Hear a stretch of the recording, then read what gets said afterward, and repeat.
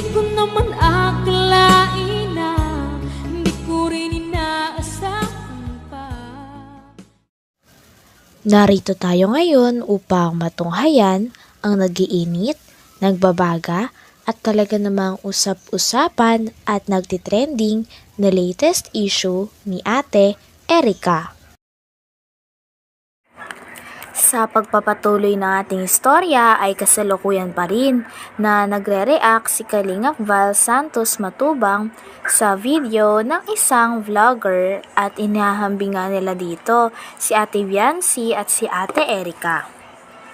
Dito nga ay makikita daw kung gaano talaga kaganda si Ate Viancy kaysa kay Ate Erica.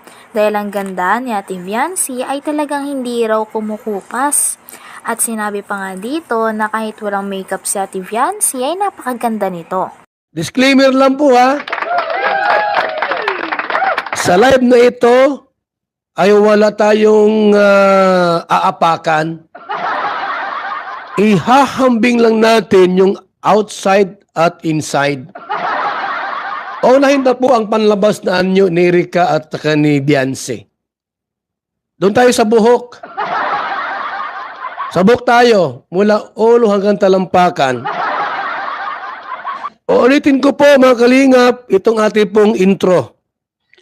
Sa live nating ito, pag-uusapan natin ang kaibahan ng maganda at may itsura. Okay? Katulad ni Erica na may itsura lang, na di katulad ni Viancy na tunay na maganda. Yan. Ang may itsura lang ay pwedeng kumupas at Yun. maglaho. Totoo. Subalit ang tunay na ganda, kailanman ay hindi mapapawi. Yan. Si Viancy na Kalingap Angel ay tunay na maganda. Wow! Mula sa kanyang panlabas na anyo hanggang sa kanyang kalooban. Yun. Sa buhok po, ay wala na si Erica. Erica, medyo may pagkakulot-kulot dyan ay. Ay, ano ba yung marang manidi ang buhok? Medyo kulot-kulot. Si Viancy po, wow, ang haba ng buhok ni Viancy. Sa buhok pa lang po, wala na, di ba? O sa mata po, ang mata ni Erica medyo dako, dako. O, siyempre payat baga. Alam niyo po, may pamangkin akong malaki ang mata.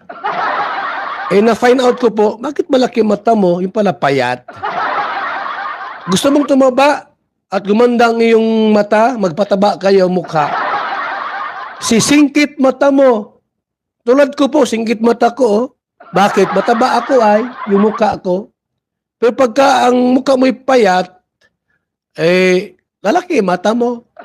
Tulad ni Erica, malaki mata. Bakit po? Kasi nga, payat. Si Viancy hindi payat eh. Tama lang. Kaya ang mata niya po ay maganda. Sa mata lang po, mabibighani ka na sa mata ni Viancy.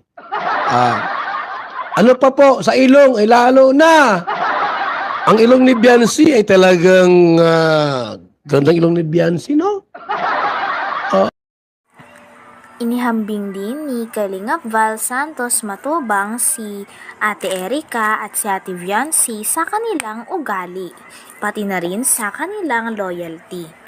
Talagang garantisado daw na ang mananalo ay si Ate Viancy dahil napaka-loyal daw nito, napakabait at marunong tumanaw ng utang na loob. Kutis ni Viancy. Kutis, dalagang tunay.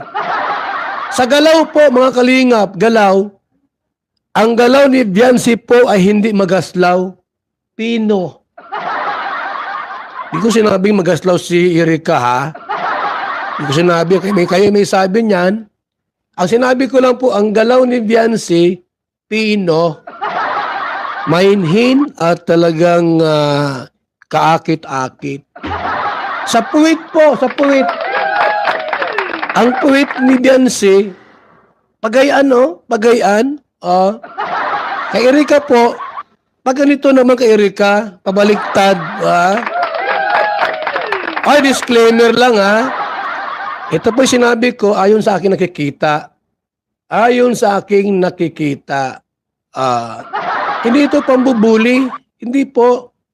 Sinabi ko lang, ayon sa aking nakikita at nakikita rin po ninyo. Baka isipin nyo, binubuli ko si Erika na po. Di ba sabi ko, si Erika po hindi maganda. May itsura lang. May itsura lang. Yan mag-ao. Sa live nating ito, pag-uusapan natin ang kaibahan ng maganda at may itsura. Yan. Katulad ni Erika na may itsura lang, na di katulad ni Beyonce na tunay na maganda. Ang may itsura lang ay pwedeng kumupas at maglaho. Pwede. Subalit ang tunay na ganda, kailanman ay hindi mapapawi.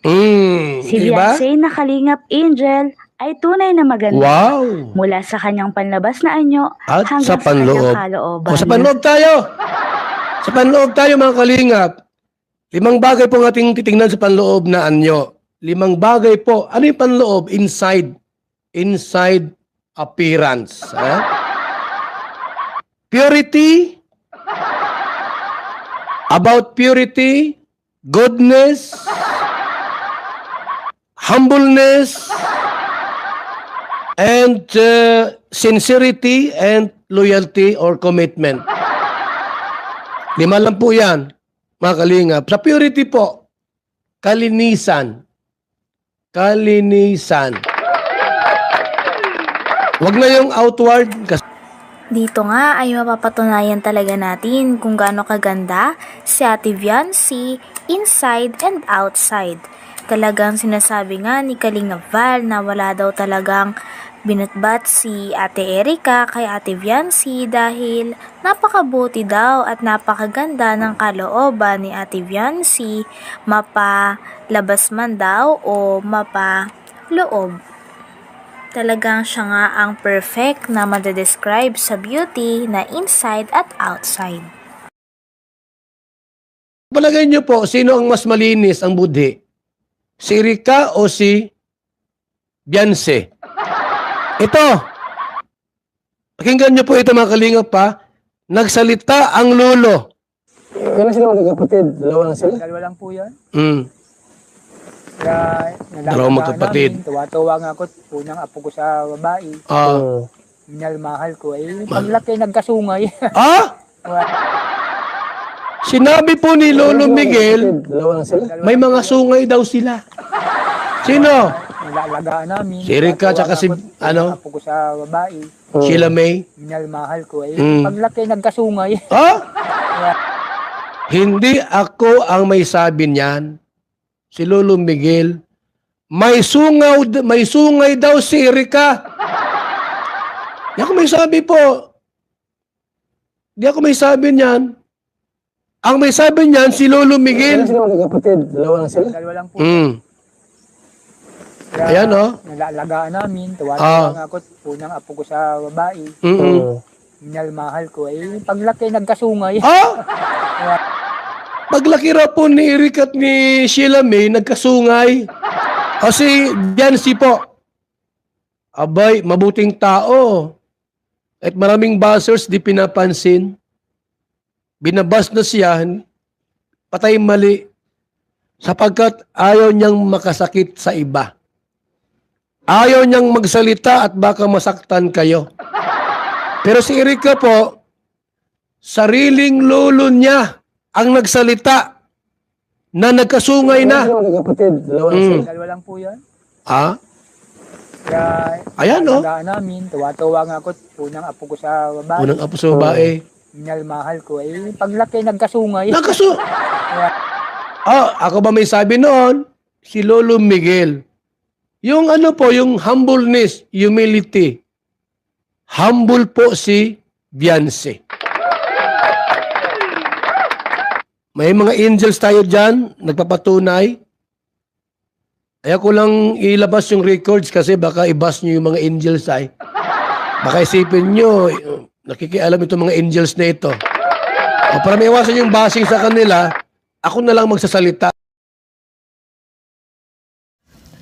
Hanggang dito na lamang muna ang ating nag-iinit, nagbabaga, pinag-uusapan at talaga ng mga nagtitrending na latest issue ni Ate Erika. Maraming salamat sa inyong panonood. Hanggang sa muli. Bye!